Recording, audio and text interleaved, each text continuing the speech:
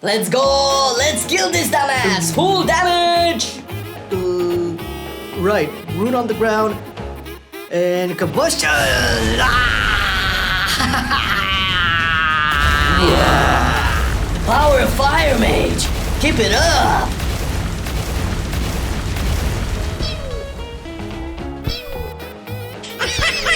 What are you doing, dude? DPS him! Come on! Even the boss is laughing at you. You're doing negative DPS!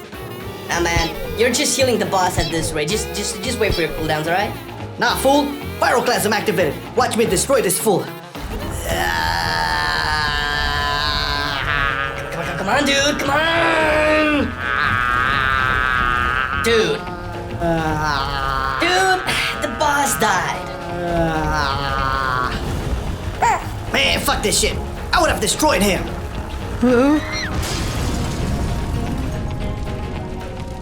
And yeah, I will teach you about the talents, gear, rotation, covenants, openers, and more!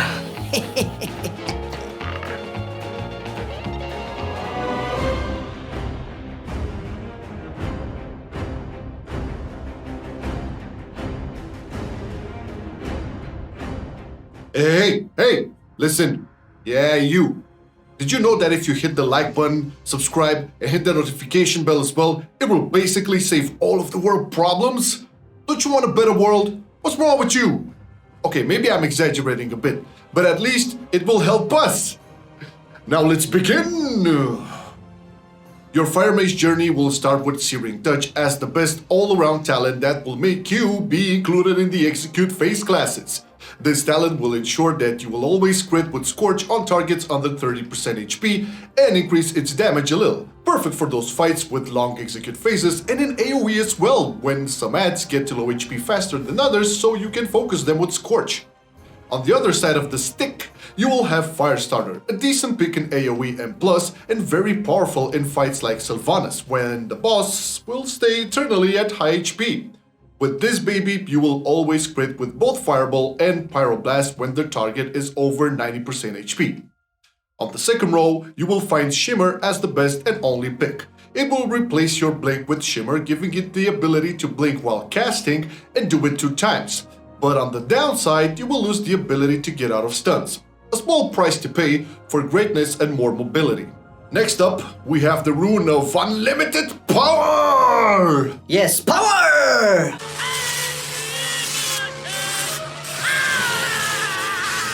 The Rune of Power will make you drop a Rune of Power at your feet for extra damage. And that's not all, because if BFA taught us anything, you can get away with incorporating all things into your talents. So a Rune of Power will be dropped at your feet when you use Combustion. Play around it and you will have all the you need. Ultimately, the other talents don't have the necessary to be mentioned. Power. Batteries and accessories not included. On the level 35 row, Flame On, or rather Flame Off, cause he's not at the office, am I right? High five! Anyway, Flame On will be your default pick for every situation. More Fire Blasts with a reduced cooldown will smoothen your playstyle so much, and it will make you forget all about the other talents on this row. Yes, I cannot see anything more on this row. What the fuck? In the somehow utility row, Frenetic Speed will be your default pick in raids, if Scorch wasn't already buff enough by Searing Touch. With the Frenetic Speed talent, you will have a 30% movement speed increase while casting Scorch. For Mythic Plus, or when you need to control mobs at Sylvanas Mythic or Soul Render, Ring of Frost will shine the most. We know you're a Fire Mage, but some Frost in your life will do only good. This talent will make you place a Ring of Frost on the ground, like that one monk spell, but as opposed to that, it will just freeze or incapacitate mobs that pass through it. Pretty good. The second to last row brings us Conflagration for raid and 1 to 3 targets max. This talent will make your Fireball leave another dot on your target. Enemies affected by this dot or ignite will have a chance to flare up and damage other targets. Flame Patch will be the Mythic Plus and AoE counterpart. It will make Flame Strike leave an AoE dot on the ground, so be sure to tell your tank to stop moving or stop being a goddamn Vengeance Demon Hunter. Jumping like popcorn all over the place? Stay there! Finally, we have Pyroclasm as the universal best pick for single target fights. This talent will have a chance to make your next non-instant Pyroblast hit like a truck at the cost of having to hardcast it, and it will stack 2 times. Pair this up with the Sun King's Blessing Legendary plus the Night Fae Covenant ability, and you will be amazed how much combustion you can have on. We'll get to Legendaries in a second. Kindling will be the second pick on this row and much better in Mythic Plus or AoE situations, or when 1-minute burst windows are required. It will make almost all of your spells crit, reduce the cooldown of combustion by 1 second. A little nerfed than how it used to be, but still one of the strongest options.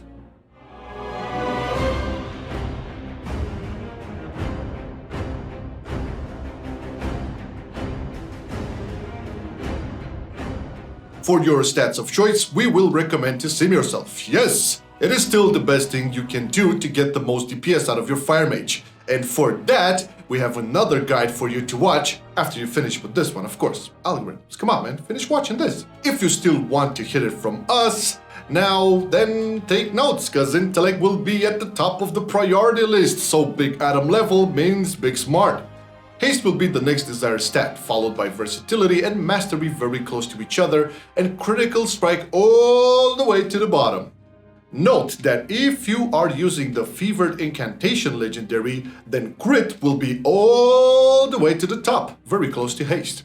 Enchant your weapon with Sinful Revelation for single target situations and Celestial Guidance, usually for AoE. You are an enchanter, right? Right? You are a mage after all, so you should be able to enchant. For your chest, Eternal Insight will be the go-to pick, mainly in raids, and Eternal Stats will usually be better in high keys. And since we are at the chest department, do use the temporary stamina buff from Heavy Desolate Armor Kit. It will help you a lot. Use Internal Intellect on your bracers because it gives the best stat you can have, smart. On your cloak, you will have a choice between Fortified Avoidance, usually in high keys, again, or Fortified Speed, which is very helpful in avoiding mechanics and getting back to casting. Haste is best, as you learned before, so get the Quick Jewel Cluster in your gem slots and the Tenet of Haste for your ring enchants. If you didn't understand it by now from that rune we talked about, you need more. Now be sure that you will understand that with the Spectral Flask of Power, the only flask for more Potion of Spectral Intellect will be your potion of choice. Nothing more is needed. You are good to go. No, I lied. You will only need to oil your weapon with Shadow Core Oil. Now you are good to go and blast. Wait. You still here? Great! Okay, so you cannot blast on an empty stomach. So feast yourself with the Feast of Gluttonous Hedonism or the Tenebrous Crumb Roast Aspic as an alternative in case there is no feast around.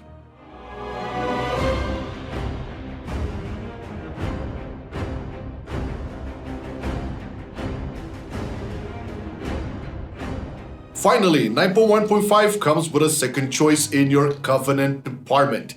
Your best overall Covenant will remain the Night Fae and it will be unbeatable in AoE. The bread and butter of this Covenant will be Shifting Power and it will provide you with almost 20 seconds of cooldown reductions to all your abilities. In case you think you need more mobility, then the Night Fae's got you covered with Soul Shape, another blink that will transform you into an animal and increase your movement speed. And yes, with 9.1.5, you can Soul Shape into a critter while in town. Just look at how cute they make you want to eat them. What? Dreamweaver will be your best pick out of all the Covenants when at 54 renown. With the 3 potency slot path, because the 3rd potency will outshine your social butterfly trait, you will have access to traits like Pot Tender, your second cheat dead, a very powerful trait on progress. Field of Blossoms will be a second very good trait that will give you a lot of haste after you use Shifting Power, which ideally you want to use after combustion ends, it being on cooldown, or at the very least while you have as many spells as possible on cooldown. Walking Dreams will be a defensive trait tied up to a finesse conduit, but the shield it provides every minute can be useful. And finally, Dream Delver, a boring conduit that will give you 3% extra damage to everything you touch. Now for the second Covenant choice, which will be linked to some conditions for this Covenant to out DPS the Night Phase, will be Ventir. Yes, you can be a Venter Fire Mage, but the conditions you will need to check to outshine the other Fairy Mages will be to always have a power infusion from your priest buddies every 2 minutes, and you need to be in single target scenarios. Now, if all these conditions are met during the raid, then you can be the best and will have access to Mirrors of Torment. It will place 3 mirrors on your target that will be consumed whenever they attack, cast a spell, or use an ability, but on a 6-second cooldown. It will also reduce the cooldown of your Fire Blast by 6 seconds, and the final mirror will root and silence your target for 4 seconds. That was a lot to take, man. With Venter, you will also have access to Door of Shadows, another teleport because, yes, teleports are never enough. Teothard the Mad Duke will be your Soulbind of choice. With the 3 potency conduit pad, the Mad Duke will outshine the 2 potencies one with Wasteland Propriety almost every time. So you will have access to traits like Soothing Shade, the umbrella we all know and like, more than Rihanna's one, that will give you 12 seconds of mastery goodness if you can stay in it. The next traits, you can choose whichever you prefer, but stay on the 3 potency path. And the creme de la creme trait will be Party Favors. This trait will give you 4 hours of haste or crit or verse or primary stat on a 1-hour cooldown. If you follow the paths we suggested, you will need potency conduits like Infernal Cascade, your best all-around conduit. That will increase your fire damage during combustion when you use Fire Blast stacking 2 times. For your second conduit, you will take the Covenant-specific potency conduit, Discipline of the Grove for the phase, to provide you with some extra cooldown reduction on all your spells when using Shifting Power. And Siphon Malice for the Venters. That will make your Consume Mirrors to grant you extra damage to the target, stacking up to 3 times. For your last choice, you will choose depending on the type of content you are doing. Controlled Destruction will be one of them for that sweet Pyroblast damage, so use it for single target boss fights mainly. And the second choice will be Master of Flame in AoE and M+ situations for that extra damage on Flame Strike and movement speed reduction it offers for 8 seconds. For your Endurance conduits, you can get Tempest Barrier for a small absorb shield when you will use Blink or Shimmer. This conduit we talked about earlier will be very useful when you know the damage is about to hit you and you don't want to interrupt that Fireball or hard-casted Pyroblast for a defensive. Your second and final Endurance conduit will be Cryo Freeze. Yeah, something we all hope could be possible in real life, but this one from WoW will just heal you while you're in Ice Block. In the finesse slots, you should always use Flow of Time for the reduced cooldown on Blink and Shimmer. This conduit will have synergy with the Tempest Barrier from before, making you benefit more often for the shield it provides. And the second finesse slot and situational one will be Grounding Surge. This one will reduce the cooldown of Counterspell if you manage to interrupt the target. Very useful, especially in M+, if you are lacking interrupts.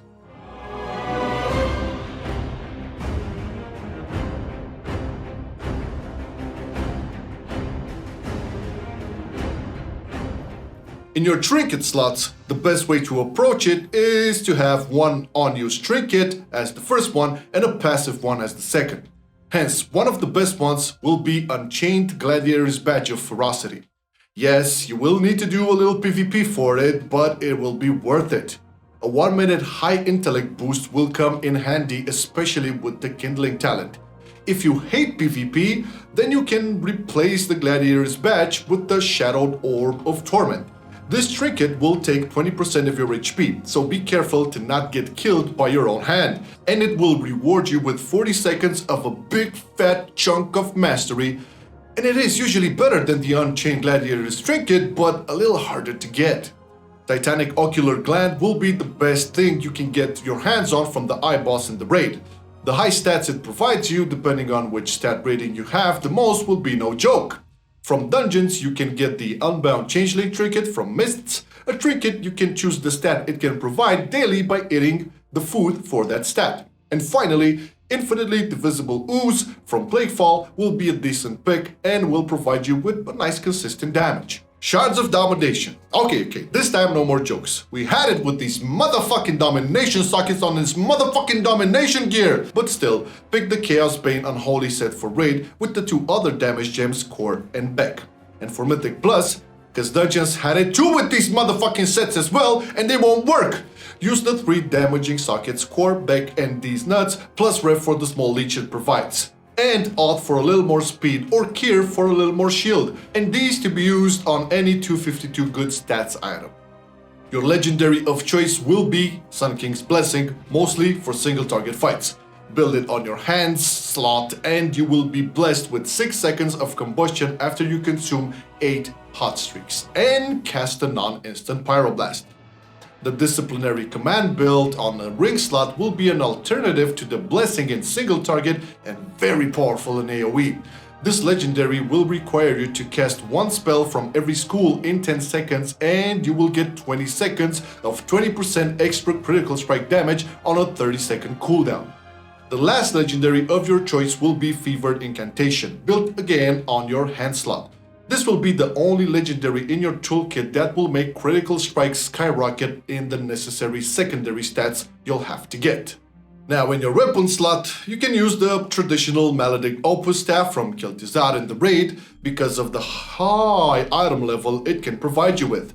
If you cannot get your hands on that beauty, then use 252 item level weapons from dungeons with your most desired stats.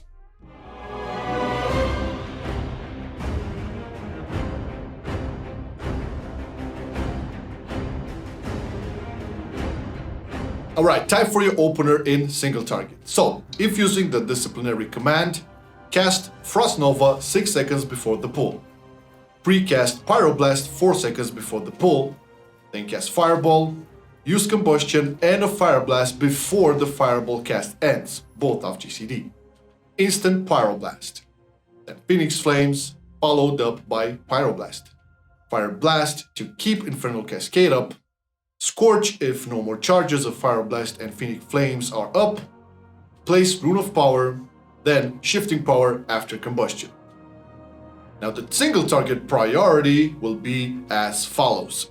Shifting Power if Combustion and Rune are both on cooldown. Have Rune of Power, Combustion on cooldown, and try to save Fire Blast and Phoenix Flames. Pyroblast if instant cast. Then Fire Blast to make Pyroblast instant. Phoenix Flames if you're about to cap on 3, Hardcast Pyroblast if Pyroclasm is talented and procced, Scorch if the target is below 30%, and Fireball as a filler. And now for your multi-target opener, precast Flame Strike. Then Combustion and Fire Blast 2 times in the middle of Flame Strike to make Flame Strike instant. Cast the instant Flame Strike. Cast Phoenix Flames for heating up, plus Fire Blast. Cast Flame Strike again, cast Shifting Power, and use Fire Blast twice during Shifting Power. Then Flame Strike, Phoenix Flames and Fire Blast for instant Flame Strike again, Flame Strike. If there is still Combustion left and no more Fire Blast or Phoenix Flames, then cast Scorch. Continue to get Flame Strike instant and cast Dragon's Breath during the last global of Combustion. And finally, the multi-target priority. Shifting Power while Combustion is active and you are out of Fire Blast charges, really important. Then Rune of Power if it's not already dropped by Combustion. Then Combustion and save Fire Blast and Phoenix Flames for it. Phoenix Flames to generate instant Flame Strike. Instant Flame Strike. Fire Blast to generate instant Flame Strikes. Scorch. Then Dragon's Breath on cooldown. Then lastly, hard-casted Flame Strikes. Now do bear in mind, this is a beginner-friendly guide for Fire Mage and do believe there is a lot more to get into when it comes to optimizing and playing the spec to its full potential. For that, always be sure to check the Alter Time Discord where you will find a lot more info and get help from awesome folks such as Dutch Magus, who was also super kind enough to help with fact-checking and feedbacking our guide and made us understand the spec way better. Thanks, man. And as always, we salute our patrons for making all this content possible because we all know it's very tough times being a WoW content creator, so any bit of help goes a long way. If you find our stuff useful or entertaining, check the Patreon link below and see if there's something you like. I mean, it's not required, obviously, but just so you know, it's there. And that's it for the Fire Mage. Thank you for watching. I've been loving it then, I still love it now. Still, I play WoW. Still, I play WoW. Getting better every day, let me show you how. Cause still, I play WoW. Still, I play WoW. It's getting harder to stay, but at the end of the day, it's a guilty pleasure, so just log in and play. Whether it's classic or retail, I'ma do a /bow. Still,